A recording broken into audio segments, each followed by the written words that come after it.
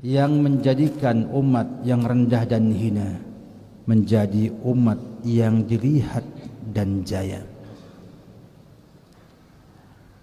Bagaimana Allah Subhanahu wa ta'ala menjadikan bangsa Arab yang waktu itu dikenal dengan bangsa jahiliyah menjadi umat yang dalam waktu setengah abad setelah hijrah Nabi kita Muhammad SAW itu bisa menaklukkan ke timurnya sampai ke Cina, ke selatan sampai ke India, kemudian ke utaranya itu sampai menjelang Konstantinopel, Bizantium, negeri Syam, dan ke baratnya sampai Afrika Barat.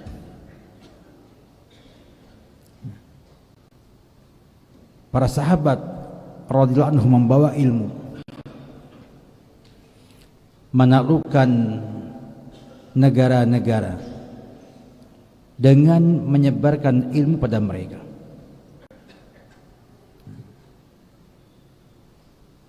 Sehingga masyarakat pun mendapatkan anugerah dan rahmat Allah Subhanahu wa ta'ala. Sehingga bermuncullah kota-kota ilmu seperti Kufah, Wasit, Basrah, ya, Bukhara, Samarkand, Nisabur, ya, Qirwan, ya, Tanja, sampai ke Balkh, dan banyak negara-negara yang menikmati anugerah Allah Subhanahu wa ta'ala karena ilmu yang dibawa oleh para sahabat radhiyallahu ta'ala anhum.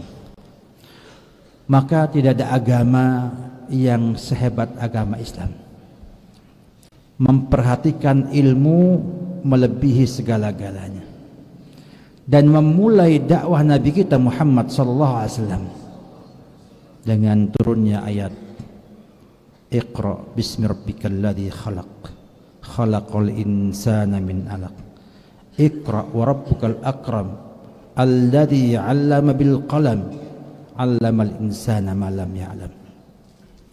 Lihatlah bagaimana Allah Subhanahu wa ta'ala memulai dakwah Nabi kita Muhammad dengan memberikan pada beliau sebuah ayat yang istimewa sekali.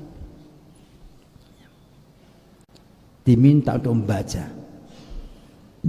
membaca yang pertama adalah membaca kauniyah.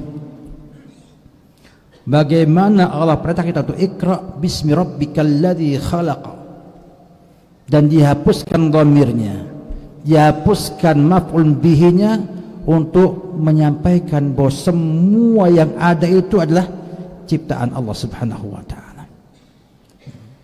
Bacalah dengan nama Rabb yang telah menciptakan segala sesuatu, semuanya. Artinya kaun, alam semesta ini Allah ciptakan, dan kita diminta untuk membacanya.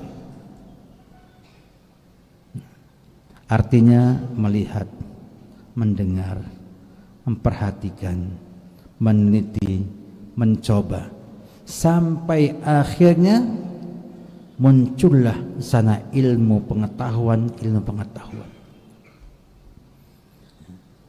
Dan bagaimana Allah mudahkan manusia untuk mengetahui ini tanpa harus membaca. Bagaimana kita ketahui sekarang bahwa bayi itu ketika lahir tidak tahu apa-apa, la ta'lamuna syai'an, tidak tahu apa-apa.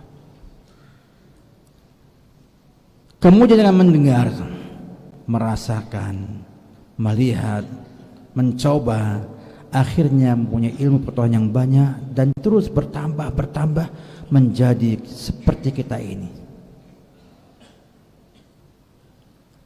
Dan ternyata Allah buka juga ilmu yang kedua, Iqra wa rabbukal akram alladzi 'allama bil qalam.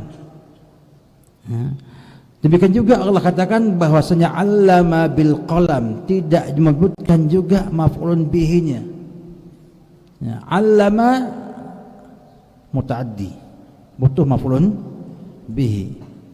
Ya, 'allama bil qalami, menunjukkan bahwa Allah akan mengajarkan kita semuanya dengan pena, artinya dengan membaca tulisan, dan diantaranya adalah Al-Quran, ya, yang Nabi kita tulis dengan pena di pelepah korma, di tulang-tulang, di batu-batuan, kemudian disatukan dalam bentuk mushaf yang kita baca sekarang ini. Sehingga kita wajib membuka, ya, mata kita, telinga kita, mencoba agar memperoleh ilmu pengetahuan yang berguna bagi kita. Demikian juga kita banyak membaca, ya, membaca Al-Quran, baca hadis Nabi, membaca karya-karya para ulama yang monumental, supaya kita bertambah istimewa. Karena ternyata manusia itu istimewa dengan ilmu, bukan dengan hartanya. Walaupun sekarang banyak manusia, banyak kaum muslimin memandang bahwa harta itu mengalahkan ilmu, namun tetap saja ujungnya nanti orang berilmulah yang akan lebih mulia daripada yang lain-lainnya.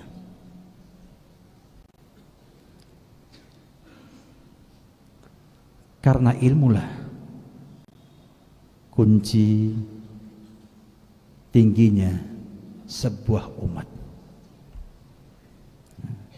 Lihatlah dahulu Eropa dengan segala zaman kegelapannya, di mana gereja itu anti ilmu.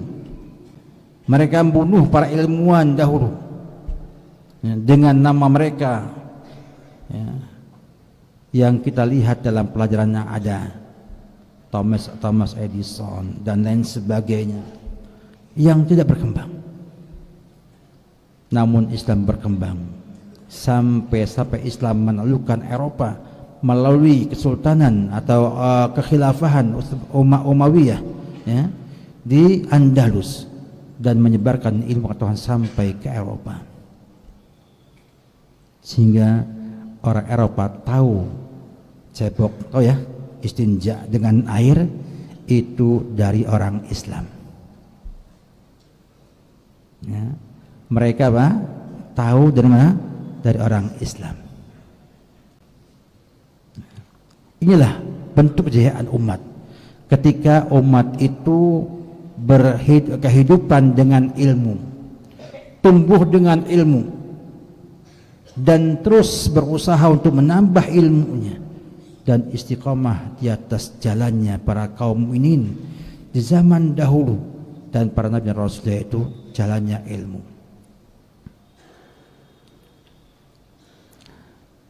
Kemudian beralihlah manusia karena sibuk dengan harta, dan itu kata Nabi, faqran itu munsian, faqr itu melupakan, sehingga manusia hidup dengan kehidupan mereka, sibuk mencari rezeki, mencari kehidupan, yang itu semuanya sebenarnya sudah Allah tulis, ya, di Lauhil Mahfuz, dan Allah tulis kembali ketika malaikat datang kepada kita, ketika setelah selesai meniupkan ruh kepada kita di dalam perut ibu kita. Wa amara, dan Allah perintahkan para malaikat bikatbi rizkihi, menulis rizkinya, wa amalihi, dan amalnya, wa ajalihi, dan ajalnya, wa syaqiyun aw sa'idun, dan juga kondisinya apakah akan bahagia atau akan sengsara. Kapan itu? Setelah berusia 120 hari dari pembuahan di rahim ibu kita, sehingga akhirnya manusia hidup dalam kesusahan dan banyak ujian menimpa kita semua. Semua itulah lantaran kita yang berbuat. Oleh karena itu, ketahuilah bersama Allah Subhanahu wa ta'ala menyampaikan kepada kita dengan sangat jelas dalam Al-Quran, ya, kullu nafsin dha'iqatul maut. Semua jiwa itu merasakan kematian. Artinya kita akan hidup kembali setelah kematian. Karena yang bisa merasakan kematian adalah orang yang pernah hidup, mati, lalu hidup kembali. Kalau ia tidak hidup kembali, maka tidak pernah dha'iqatul maut, merasakan kematian. Wa nabluukum bisyarri wal khairi fitnah. Dan kami akan menguji kalian, wahai manusia semuanya, wahai yang punya jiwa. Allah akan uji pada kita semua dengan dua saja, asyarru wal khairu, keburukan dan kebaikan. Apa definisi kebaikan dan keburukan? Sederhana, semua yang kita inginkan, yang kita harapkan itu apa? Baik. Semua yang kita benci, tidak sukai, maka apa? Buruk.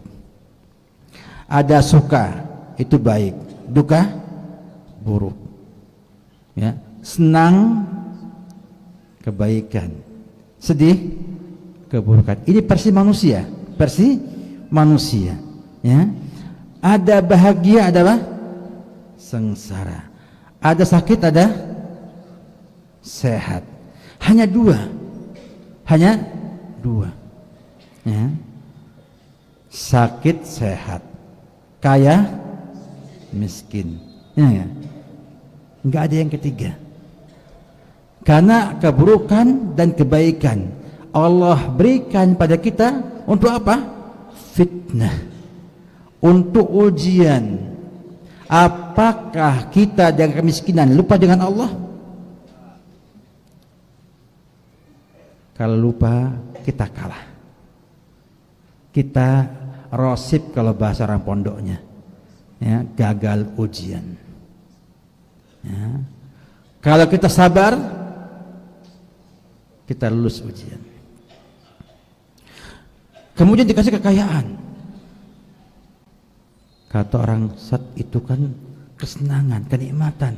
Iya, tapi itu ada fitnah juga, ujian juga. Lihatlah pernyataan Nabi Sulaiman alaihissalam ketika singgasana Ratu Saba dipindahkan dari negeri Saba di Yaman ke negeri Sulaiman di mana? Di negeri Syam. Jaraknya itu berbulan-bulan kalau naik onta. Ya.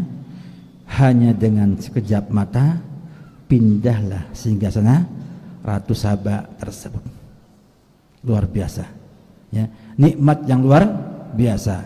Kalau hanya punya Mercedes-Benz, hanya punya uang miliar, atau punya 5 miliar simpan di kolong ranjang, itu belum apa-apa. Belum apa-apa. Ya. Dibandingkan dengan apa? Nikmat yang Allah berikan kepada Nabi Sulaiman alaihissalam. Apa beliau mengatakannya? Hadza min fadli Rabbi. Ini adalah anugerah Allah. Tidak pernah mengatakan saya ini hebat, saya ini berhak dapatkan semuanya. Tidak. Hanya mengatakan hadza min fadli Rabbi. Subhanallah. Ya. Mengakui dengan hatinya dan lisannya itu semua anugerah Allah Subhanahu wa taala. Kalau antum dapatkan harta banyak, apa yang antum sampaikan? Saya orang hebat, saya punya ilmu, ini adalah berkat usaha saya. Subhanallah. Ya. Lihat Nabi Sulaiman alaihissalam mengatakan hadza min fadli Rabbi. Berhenti enggak? Tidak berhenti. Liyabluwani, untuk menguji aku. Lihat bagaimana bisa mengerti hakikat Islam, hakikat tauhid, ya, bahwa ia itu betul-betul merasakan ini ujian, bukan semata-mata apa? Anugerah saja. Kita mungkin berhenti pada hadza min fadli Rabbi. Lah, kata beliau, liyabluwani, untuk menguji aku, aashkuru am akfur. Untuk menguji aku. Ya enggak? Apakah aku syukur atau kufur? Pernah enggak antum sampai sini tahapannya? Punya anak, kita dicuji Allah punya anak ya. Setelah 10 tahun lebih enggak punya anak, ternyata Allah kasih anak. Laki-laki lagi, ganteng, bersih. Kata antum, hada min fadli Rabbi. Berhenti ya. Sampai enggak pada perkataan ini untuk menguji aku, apakah aku akan syukur atau kufur? Saya enggak yakin antum sampai pada tahapan seperti ini. Kemudian tidak cukup dengan itu saja. Dia mengatakan faman syakara fa innama yashkuru li nafsihi. Siapa yang bersyukur, sesungguhnya ia bersyukur untuk kepentingan dirinya. Artinya kalau saya bersyukur, sebetulnya saya yang butuh, bukan Allah yang butuh dengan syukurnya saya. Menunjukkan khanfilah bahwa kebaikan yang kita miliki, apa yang kita senangi, apa yang kita inginkan, itu juga ujian untuk menguji kita apakah kita itu syukur atau kufur. Dan juga harus yakin bahwasanya kita bersyukur bukan untuk Allah. Allah enggak butuh syukur kita, tapi kita yang butuh dengan apa? Dengan syukur tersebut. Karena Allah janjikan la in syakartum lazidannakum. Kalau kamu bersyukur akan aku tambah. Ya. Syukur yang ada, yang belum ada akan apa? Ada. Yang namanya tambahan itu tidak ada sebelumnya. Ya, kalau antum misalnya nambah istri, yang pertama hilang, apa namanya? Nambah enggak? Hah? Enggak nambah. Ya, enggak nambah itu. Demikianlah. Ya, bagaimana seorang mukmin seperti Nabi Sulaiman alaihissalam yang punya ilmu agama mapan, ya, sempurna, mampu bersyukur dengan cara yang demikian, dan hasilnya luar biasa. Beliau ini tidak pernah ada yang demo, ya, atau menanyakan siapakah pekat engkau wahai Sulaiman, tidak ada. Ya, sampai meninggalnya pun gak ada yang tahu. Lama enggak? Lama. Tongkat beliau yang menyangga itu bisa patah dimakan rayap, dimakan hewan. Kira-kira sejam cukup enggak? Sehari? Enggak mungkin cukup. Mungkin berhari-hari. Ya. Dan itu jin yang antum anggap punya ilmu lebih sama juga, enggak tahu Nabi Sulaiman sudah meninggal dunia. Artinya kekal, langgeng kekuasaannya tanpa ada yang mencoba untuk. Ini hebatnya syukur. Ada lawan yang kedua. Siapa itu?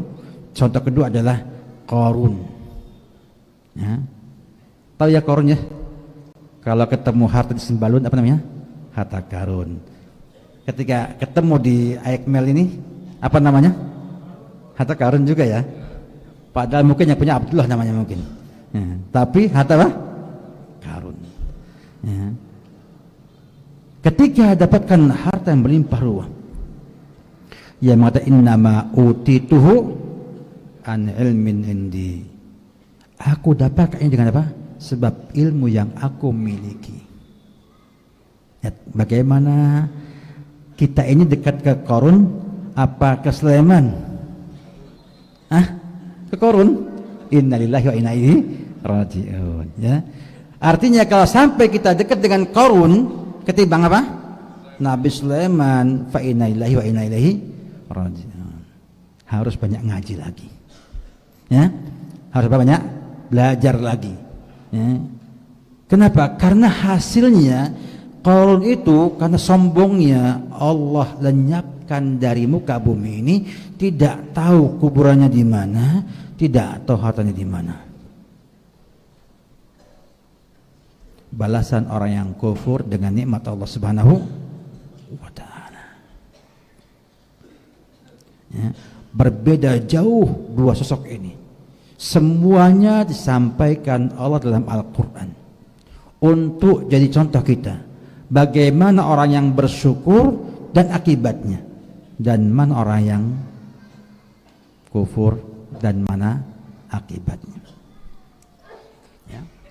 Sehingga ternyata keburukan dan kebaikan itu sama-sama fitnah. Maka jangan sombong kalau kaya, dan jangan merasa hina kalau miskin. Sama-sama Allah yang uji. Ya, hanya beda ujiannya. Ya, yang fulan ini dikasih ujian kekayaan, syukur enggak dia? Dan yang lainnya dikasih apa? Kemiskinan, sabar tidak. Kemudian kata Allah, "Tsumma ilaina turja'un." Kemudian kalian kembali kepada kami. Sama ujungnya sama. Mau yang kaya miskin tetap kembali ke Allah Subhanahu wa taala. Yang sehat, yang sakit, yang di dunia bahagia, sengsara, semuanya akan kembali kepada Allah Subhanahu wa taala untuk bertanggungjawabkan apakah ia lulus ujian sabarnya ataukah lulus ujian syukurnya. Sehingga ingat, rezeki itu tidak akan salah alamat. Betul nggak? Hah? Tapi kenapa antum iri sama tetangga antum yang punya rezeki lebih? Ya. Lihat temennya punya ini, oh itu nggak pantas, itu saya yang pantas. Subhanallah. Ya enggak, Allah tidak akan salah ngirim apa? Ngirim rezeki kepada hambanya. JNE bisa apa? Salah kirim, salah alamat. Semua bisa alamat, namun Allah tidak mungkin salah. Membagi rezeki sesuai dengan hikmah dan juga ilmunya yang sempurna. Karena sama aja, kalau dia dikasih kemiskinan, ujian untuk sabar, toh sama juga nanti kembali kepada Allah Subhanahu wa taala. Yang kaya pun demikian. Apakah ia mampu bersyukur atau tidak mampu bersyukur? Berarti agama ini ada dua ya. Separohnya apa? Sabar, separohnya syukur. Jadi kita hidup dulu lah, hidup kita hanya itu aja lah. Cuman dua kita hidup. Kalau nggak sabar ya syukur. Ya, maka jangan sampai dunia menyusahkan hati kita. Ya, sebab ujungnya cuma dua aja, sabar atau syukur. Nah, kalau kita tahu semuanya bahwa di sana kita harus bersabar atau bersyukur, maka kita perlu mengenal apa itu sabar. Ya, apa itu sabar? Ya, apa mana sabar itu? Apakah menerima ala kadarnya? Dah, saya sudah miskin Ustaz, dah saya tiduran aja lah di rumah. Ya. Atau mancing aja lah dah. Nah, seharian mancing dapat ikan mujair 1 paling. Salah mancing di pasar pakai duit banyak dapatnya. Nah, sehingga waktunya habis dalam hal yang percuma, yang tidak bermanfaat. Maaf yang suka mancing, kalau mancing cuma setengah jam hiburan. Kalau sehari, jadi intinya bahwa kita perlu sabar. Sabar itu tidak penerima saja. Sabar itu adalah menahan diri untuk tidak berbuat yang tidak benar secara syariat atau akal sehat. Saya ulangi lagi, apa itu sabar? Menahan diri untuk tidak berbuat ya, yang melanggar apa? Syariat atau akal yang sehat. Ketika kita sabar menghadapi peperangan, ya, apa kita diam saja? Atau kita mengatakan saya nyawa satu, lawan harus apa? 10 yang mati. Nah, itu sabar dalam peperangan, bukan pasrah. Nah, janganlah nih leher saya dipukul aja. Nah, sabar misalnya marah sama anak kita nih. Ya. Kita ini orang tua diuji oleh Allah hari ini itu untuk banyak marah. Ya, Pak ya. Tapi juga anak juga diuji ujian yang lebih hebat ketimbang kita semua. Ya. Dulu Pak, kita masa anak-anak kita itu kita nggak tahu lampu listrik Pak. Ya.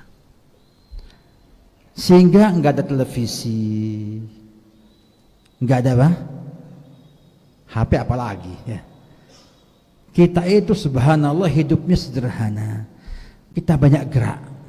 Ya, ke sawah, bermain, petak umpet, ya, kejar-kejaran dan lain sebagainya. Badan lebih sehat. Badan sehat, otaknya apa? Sekarang anak-anak kita itu diuji dengan yang namanya HP, yang minta ia tidak bergerak, sehingga fisiknya lemah. Mentalnya apa? Apa sih? Memble. Mentalnya kecil. Dulu kita biasa pagi hari pukul-pukul sama kawan kita, siang hari berdamai. Biasa dulu. Ya.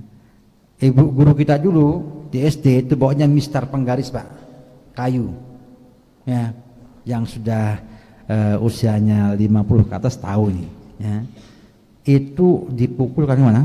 Ke tangan kita, kadang ke patat kita, kadang ke punggung kita, pokoknya semau sanggur. Tapi nggak ada yang down, tuh nggak ada. Mentalnya kuat-kuat. Zaman sekarang baru dicubit aja, ya, lapor polisi, bully, ya, bully. Ya, ya. Sehingga anak saya ini harus dijaga. Nah, akhirnya kayak gelas kaca ini Pak. Nah, begitu kesenggol Pak, pecah. Ada yang dibully bunuh diri. Jadi ada kecemasan sosial yang tinggi pada anak-anak kita.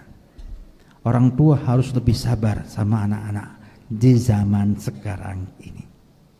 Ya. Marah bukan apa? Bukan solusi. Ya, harus lebih sabar pada mereka. Nah, sabar bagaimana? Sabarnya kita lihat apakah kita marah itu akan menghasilkan yang baik atau tidak. Kalau memang akan baik bagi anak kita marahi. Tapi marahnya tidak untuk melampiaskan emosi. Marahnya apa? Untuk mendidik anak itu agar ngerti kesalahan yang dimiliki. Bisa nggak marah tanpa emosi? Bisa nggak? Latihan, harus bisa, ya. Marah tanpa emosi harus bisa, ya. Ada kalau dalam ilmu ada namanya emosi negatif, emosi apa? Positif. Ya. Yang ini yang tanpa emosi, yang apa? Yang nampakkan antum marah, tapi hati antum itu ingin membina ia menjadi lebih baik lagi. Makanya ada bahasa ta'dib, memukul anak untuk pendidikan, memukul istri untuk perbaikan. Ringan tidak melukai dan tujuannya adalah untuk islah, untuk perbaikan. Tidak mungkin terjadi bila kita pakai emosi negatif. Ya, tidak mungkin bisa kita mendidik dengan demikian tanpa tanpa mengendalikan emosi yang kita miliki. Dan ketika kita tahu bahwasanya dengan kita diamkan anak itu akan menjadi lebih baik, kita diamkan. Ini sabar yang benar. Ya. Bukan sabar anaknya sudah bermaksiat dosa besar, bapaknya masih sabar, kasihan anaknya. Itu bukan sabar itu. Bukan apa? Bukan sabar. Paham ya? Saya ingin menyampaikan kepada bagaimana bedanya sabar yang benar dengan apa? Sabar yang salah. Dan Nabi lakukan hal tersebut. Ya. Nabi ketemu A'rabi yang kencing di Masjid Nabawi. Apa harusnya kita kerjakan? Kita marahi ya, dimarahi, dihardik. Nabi jangan dihardik. Ya, enggak. Kemudian Kemudian dimintakan satu ember air disiramkan ke kencingnya orang tersebut. Kata para ulama rahimahullahu taala, Nabi mendiamkan orang tersebut karena ada di sana banyak mafsadat bila dimarahi. Yang pertama, mungkin ia akan kencingnya itu mengenai pakaiannya, karena kaget atau takut. Yang kedua, ia berlari, kencingnya kemana-mana, dan susah untuk mensucikannya. Nah, Nabi itu ketika ia mau marah tidak marah, apa yang pikirnya? Efek ia akan muncul di sana. Ini Nabi sabar. Ya, Nabi sabar. Ketika lihat Khalid bin Walid mencela Abdurrahman bin Auf, Nabi marah, mukanya merah, mengatakan, la tasubbu ashabi, jangan celah sahabat-sahabatku. Dengan emosi positif, marah Nabi, tapi bukan emosional, ya. Untuk menyampaikan besarnya bahaya dan dosa orang yang mencela sahabat Nabi, tampakkan untuk menegaskan bahwasanya mencela Nabi itu perkara yang luar biasa besarnya. Law anfaqtum misla Uhudin dhahaban ma balagha muddahu nasifahu. Kalau antum menunfakkan gunung emas, gunung Uhud emas, ya. Gunung Uhud itu 3 kilo ke atas, 7 kilo ke samping, ya. Emas semuanya. Kata mungkin nggak emas semua. Kenapa nggak mungkin? Ya, mungkin saja terjadi. Ya. Kita punya gunung Tembagapura, isinya apa? Apa isinya? Emas. Ya. Di Timika sana. Artinya khanfilah, ada sebuah ungkapan besarnya bahaya ini. Saya mengatakan seandainya kamu berinfak sebesar gunung Uhud emas, luar biasa itu infaknya. Ya, mungkin sudah kuadriliun, bukan lagi triliun lagi. Ya. Kemudian tidak akan sebanyak dengan satu mud sedekah mereka, dan juga separohnya. Nabi sampaikan dengan dengan menampakkan kemarahannya, ya, dan itu pun sabarnya Nabi Muhammad SAW. Kenapa? Karena efeknya itu betul-betul luar biasa, ya, pada umatnya, ya, dan para sahabatnya. Maka tidak ada yang mencela sahabat kecuali mereka yang sakit hatinya.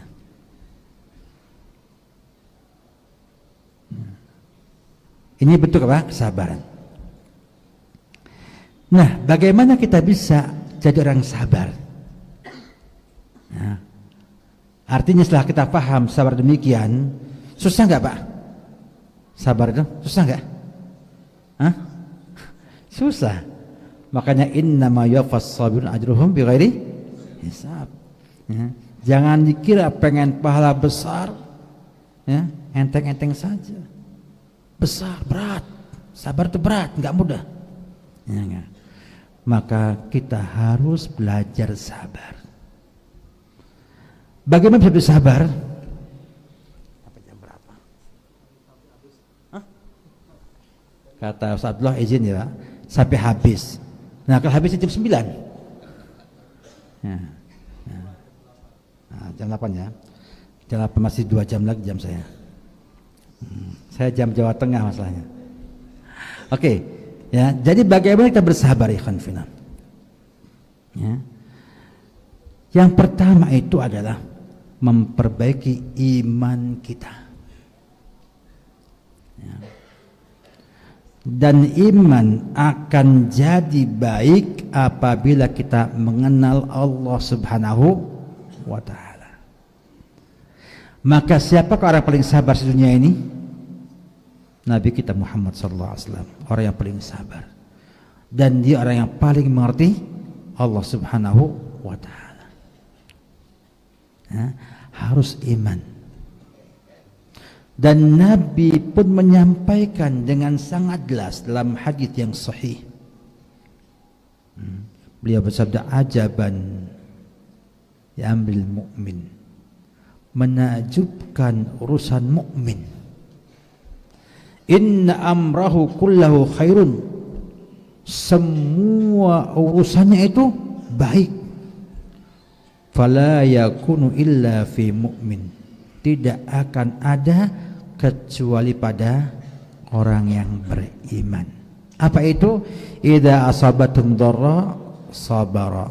Kalau kena hal yang tidak disukainya, madarat, mafsadat, sakit, sedih, duka dan lain sebagainya, sabara, ia bersabar. Fakana khairan lahu. Menunjukkan bahwasanya sabar ini milik siapa? Milik orang yang mukmin. Maka semakin imannya sempurna, semakin sabar. Maka sinilah pentingnya tauhid. Ya. Penting apa? Tauhid. Bahwa ketika kita mengetahui Allah itu maha mendengar, maha melihat, kita yakin Allah itu akan lihat kita ketika marah-marah. Nah, ketika putus asa, tidak sabar, Allah maha melihat, mengetahui ketidaksabaran kita. Bahkan juga ketika kita menggerutu, apa menggerutu? Menggeremeng ya. Jadi itu pun Allah mendengar suara kita, mendengar apa? Suara kita. Ya. Sehingga orang yang betul-betul mengenal Allah Subhanahu Wa Taala akan lebih bisa sabar ketimbang yang tidak. Maka langkah pertama, perbaiki iman kita. Ya, perbaiki apa? Iman kita. Ini kunci pertama dan paling utama. Ya, kita wajib memperbaiki iman kita kalau ingin jadi orang yang sabar. Dengan apa? Tadi dengan belajar ilmu yang manfaat tentang Allah, tentang syariatnya. Ya. Ini semua akan memupuk iman kita. Dan semakin tinggi iman kita, semakin luar biasa kesabarannya. Lihat Nabi, sebuah kisah cukup indah di rumah Nabi kita Muhammad SAW dengan istri beliau Aisyah radhiyallahu anha. Nabi sedang pertemuan dengan para sahabat di rumah tersebut. Datanglah pembantunya, khadimnya Ummu Salamah, membawa nampan berisi makanan. Ya. Sampai pada Nabi kita Muhammad SAW. Langsung Aisyah rebut dan dibanting. Di mana bantingnya? Di hadapan para sahabat yang ada ketika itu. Kalau kita, apa yang kita akan lakukan? Kalau tangannya nggak melayang, sudah luar biasa. Ya, memalukan, nggak sopan di hadapan orang ramai. Apalagi beliau adalah pemilik risalah Islam. Beliau mengatakan gharrat ummukum, ibu kamu lagi cemburu. Diam begitu aja tidak. Kemudian matanya Aisyah, ganti nampan dengan nampan kamu yang kamu punya itu. Ya, tegas Nabi. Ya, nampan ini wajib kamu ganti apa? Dengan nampan yang kamu punya itu. Hebat, luar biasa kesabarannya. Pertama menerima, sudah luar biasa, dan masih tegas dengan istrinya. Harus ganti apa? Nampan tersebut. Contoh sabar yang luar biasa, walaupun pada peristiwa yang biasa-biasa saja. Kita pengen seperti itu. Ya. Ya. Kapan Allah berikan? Mudah-mudahan Allah berikan setelah kita memang berhak untuk mendapatkan hal tersebut. Yang kedua, ikhwati fillah. Setelah kita memberikan iman kita harus mengingat hakikat dunia yang kita miliki ini. Ternyata dunia ini apa? Sepele sebetulnya. Ya, kita yang apa? Anggap luar biasa, pas sepele. Ya. Waktunya apa? Sebentar. Ya. Sebentar. Ya. Yang kedua, kebutuhan kita pun hanya sedikit. Umur kita misalnya anggaplah sekarang ada jamaah haji usianya 106 tahun. Dibandingkan dengan hari di akhirat, anggap kita ambil ayat 1 aja, bahwa ka'al fisanatin ma ta'udun. Seperti apa? 1000 tahun yang kamu hitung. Berapa itu? Kira-kira satu hari itu 1000 tahun, antum punya usia 106 tahun. Berapa itu? Anggaplah 6 tahunnya dihapus, ya. Berarti hanya 10% ya. Ya, 10% dari 24 jam. Sama dengan 2,4 jam. Itu kalau usianya apa? 100 tahun. Kalau kemudian kita hitung lagi usia kita 60 tahun, berarti apa? Di bawah 2,4 jam tersebut. Ya, sejamnya 60 menit. Berapa jadinya? Sedikit sekali. Ya enggak? Apalagi kalau kita bicara apa? Hal yang pasti. Ya, mati pasti. Rezeki pasti. Ya. Dan kita kadang-kadang itu subhanallah meyakini yang belum pasti dan enggak yakin dengan yang pasti. Yang pasti Nabi sampaikan dalam hadis yang sahih, innan nafsa lan tamuta hatta tastawfiya rizqaha. Jiwa ini enggak akan mati sampai apa? Rezekinya sempurna. Pasti enggak ini? Yang benar, Pak. Ya. Kenapa ke orang gundah gak punya rezeki, gak punya uang? Tanggal 28 kantongnya tinggal 1 lembar. Ya. Susah gak itu? Pusing. Padahal jelas tidak akan mati sampai apa? Sampai selesai rezekinya. Kalau rezeki terakhirnya adalah es krim, akan dapatkan es krim itu. Ya. Pasti nggak ada pasti. Sedangkan mendapatkan jumlah rezekinya, apakah hari ini akan dapat 1 juta, setengah juta, atau yang lainnya, itu pasti nggak. Pasti nggak kalau antum kerja 10 jam, lebih banyak ketimbang antum kerja 5 jam? Pasti enggak? Hah? Pasti? Enggak pasti dong. Enggak pasti. Tapi kita yakin kalau kerjanya panjang, rezekinya apa? Banyak. Paham Pak ya? Ini penyakit kita. Kita itu lain lagi. Yakin enggak kalau antum sedekah ngasih bantuan ke pesantren As-Sunnah ya? Dulu saya pertama tahu Pak, namanya Imam Muslim. Zaman dulu tahunya. Kesini lagi robah jadi As-Sunnah. Ya. Antum bantu As-Sunnah ini. Ya enggak? Yakin enggak Allah akan ganti? Apa kata Allah? Wa ma anfaqtum min khairin fahuwa yukhlifuhu. Apa yang antum infakkan dari kebaikan, apa itu kebaikan itu? Harta, tenaga, dan lain sebagainya yang baik-baik, maka Allah akan ganti. Yakin nggak ini? Yakin nggak? Nah, antum kalau infak itu yang dibayarkan yang gambar monyet atau yang gambar senyum-senyum 2 orang? Ada pilihannya. Ada gambar monyet 500 ya. Atau gambar yang paling serem ya, Patimura bawa golok. Ya. Atau yang Soekarno-Hatta yang senyum-senyum berduaan. Mana yang antum sedekahkan? Patimura katanya. Soalnya Pak jujur. Ya, jujur tuh. Kasihnya Patimura. Ya enggak. Padahal kalau diganti sama Allah, dikit gantinya. Dikit gantinya.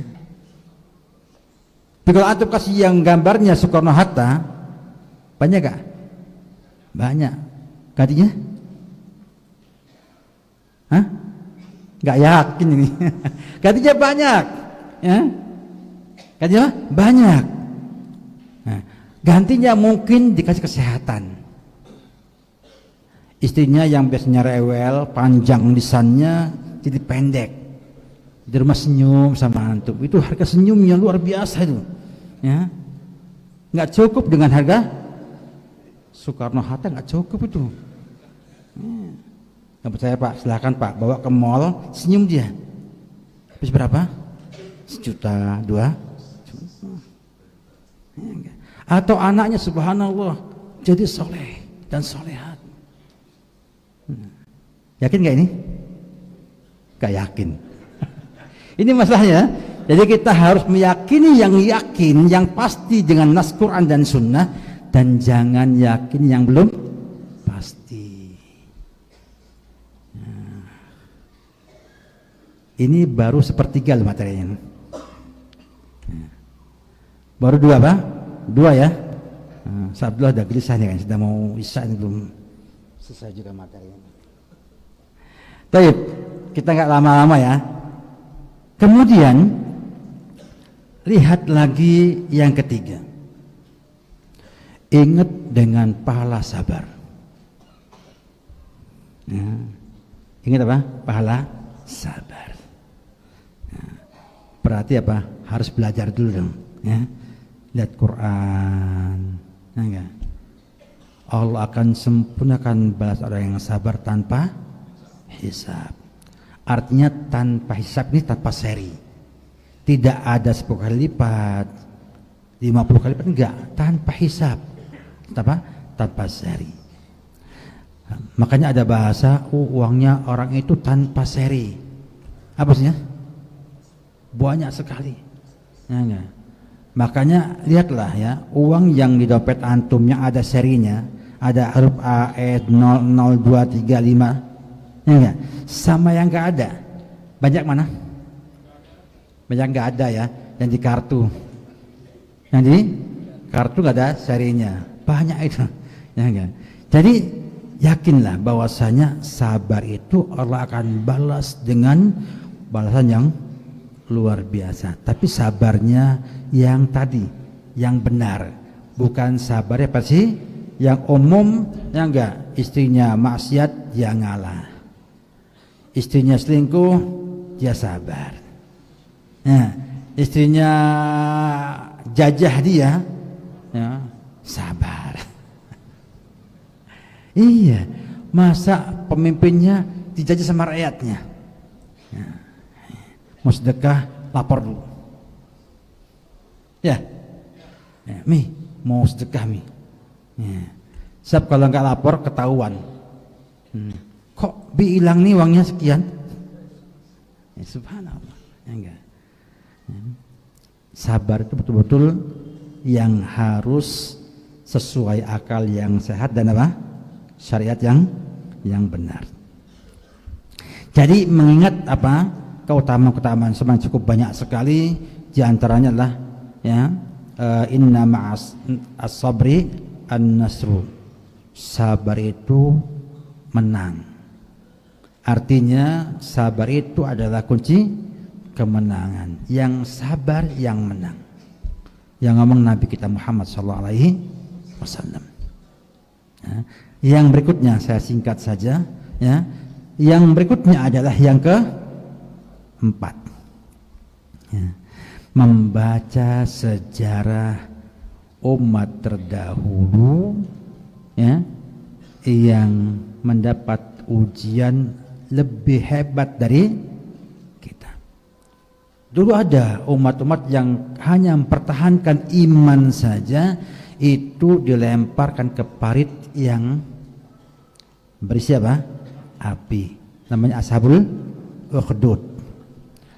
Ada yang digergaji, kepalanya jadi tubuh jadi dua. Ya, ada yang subhanallah ya disisir dengan sisir apa? Besi. Ternyata kita itu masih jauh sekali dibanding mereka. Turun ke bawahnya para sahabat Nabi radhiyallahu anhum. Miskinnya mereka itu jauh, jadi kita ada yang dia itu kalau mau pergi itu nyuci baju dikeringkan, kering dipakai. Tidak punya baju jadi satu setel. Dan bahagia mereka. Tidak gundah, tidak kayak kita dikit-dikit, waduh gak punya uang nih. Wah, ya. Mereka subhanallah. Bahkan ada yang mau nikah gak punya apa-apa. Cincin besi juga punya. Kata Nabi, ya Rasulullah, saya punya baju ini, mau saya buatkan untuk mahar. Jangan, nanti kalau dikasihkan mahar, pakai baju apa kamu? Kan pindah pemilikan. Baju milik apa? Istri. Artinya miskinnya itu luar biasa. Tapi tidak pernah sholatnya nggak berjamaah.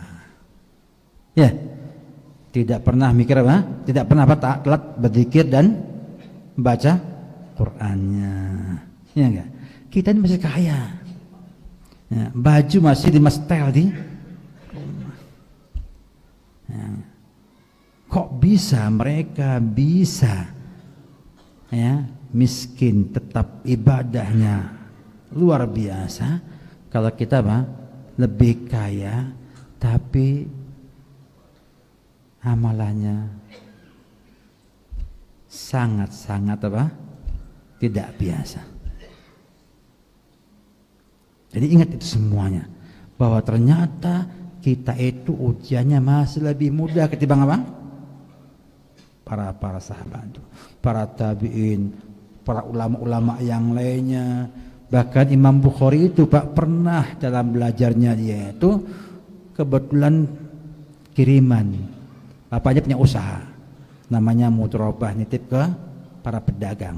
Meninggal bapaknya, dia punya titipan apa investasi di sebagian pengusaha di sana. Telat kiriman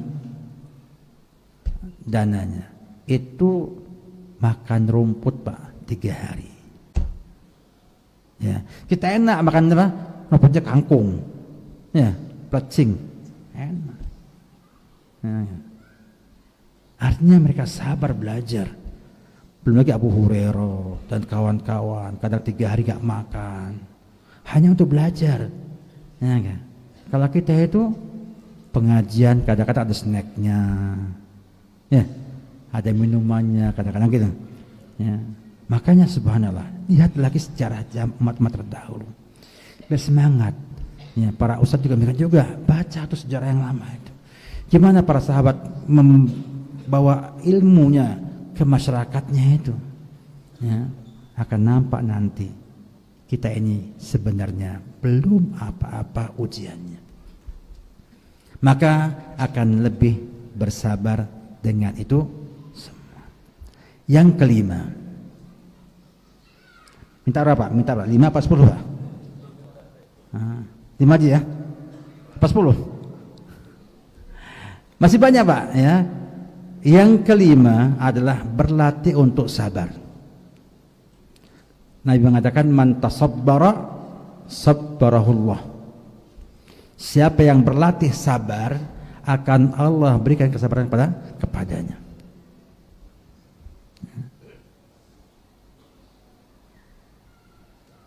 Dan ternyata ujian yang gak enak sama enak banyak mana Pak? Banyak enaknya. Sehat dengan sakit mana lebih banyak? Sehatnya. Ya. Senang sama sedih mana lebih banyak? Senangnya. Tapi senang setahun itu hilang dengan apa? Sedih 1 hari. Inilah kita. Ya. Maka lihat semuanya. Insya Allah mudah-mudahan kita termasuk orang yang bersabar. Ya. Cukup ya? Cukup. Nanti yang syukurnya pada perjumpaan akan datang. Kapan? Wallahu a'lam bishawab. Ya. Demikian saya lihat sudah jam 7:30 waktu Indonesia bagian barat. Ya. Berarti 8:30 ya? 8 di sini. 8 di sini. Ya, mudah-mudahan yang sedikit bermanfaat bagi kita semuanya. Ini semua adalah pengetahuan yang kita harapkan ada pada kita dan kita amalkan dalam keseharian kita. Karena orang yang sabar itu adalah orang yang beruntung. Yang enggak sabaran banyak masalah nantinya. Maka jadilah orang yang sabar. Ya. Dan syukurnya mudah-mudahan akan ada pada perjumpaan yang akan datang yang kita belum tahu kapan itu akan terjadi. Demikian, mohon maaf atas kekurangan yang ada. Semoga Allah memberikan kita taufik untuk semangat terus belajar dan belajar dan belajar sampai apa? Ajal, sampai Allah mencabut apa? Ajal kita. Demikian, wabillahi taufik. Assalamualaikum warahmatullahi wabarakatuh. Ala alihi wa sahbihi wasallam.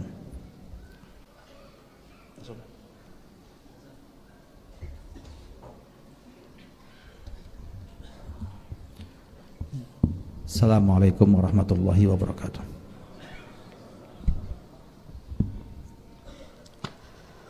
Allahu Akbar, Allah